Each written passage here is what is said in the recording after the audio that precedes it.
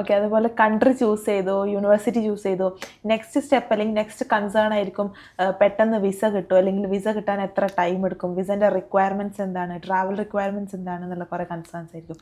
അപ്പോൾ അതൊക്കെ എങ്ങനെയാണ് ചെയ്യുക? ഓരോ രാജ്യത്തും വ്യത്യസ്തമായിട്ടുള്ള വിസ റിക്വയർമെൻ്റ് ആണ്. പക്ഷേ എപ്പോഴും നമ്മൾ വിസ നമ്മുടെ ഒറിജിൻ കൺട്രിയുമായിട്ടുള്ള ഒരു ഡിപ്ലോമാറ്റിക് ബന്ധത്തിൻ്റെ പുറത്തായിരിക്കും വിസ.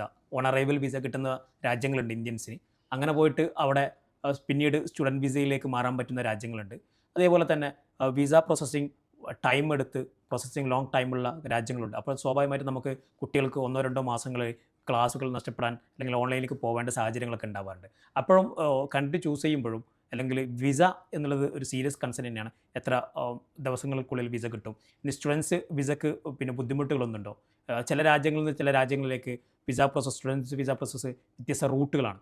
ആ റൂട്ടുകൾ ഈസി റൂട്ടുകളാണോ അല്ലേ എന്നൊക്കെ ഉറപ്പുവരുത്തുന്നുള്ളത് വളരെ നിർബന്ധമാണ്. ഇതുപോലെ ആയിട്ടുള്ള ഡീറ്റെയിൽ എക്സ്പ്ലനേഷൻ അല്ലെങ്കിൽ ഡീറ്റെയിൽ ഗൈഡൻസ് ഇതുമായി ബന്ധപ്പെട്ട് നിങ്ങൾക്ക് വേണമെങ്കിൽ നിങ്ങൾക്ക് തീർച്ചയായും ലേൺ ഗൈഡിനെ കോൺടാക്ട് ചെയ്യാം.